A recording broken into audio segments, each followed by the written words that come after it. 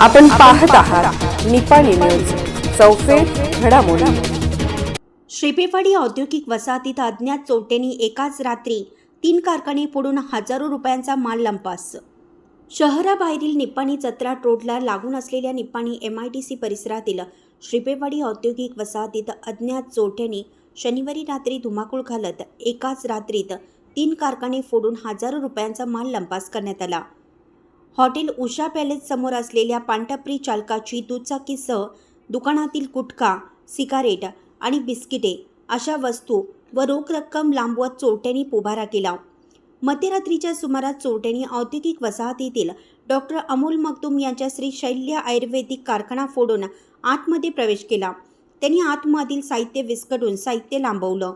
त्यानंतर चोरट्यांनी अनिरुद्ध कुरबेट्टी यांच्या मालकीच्या खत निर्मिती कारखान्याचं कुलूप तोडून आतमध्ये प्रवेश करून साहित्य विस्कटून देत पैशाची चाचपणी केली। मात्र या ठिकाणी चोरट्यांना हाती काहीच लागलं नाही। त्यानंतर चोरट्यांनी हॉटेल उषा पॅलेसकडे मोर्चा वळवला।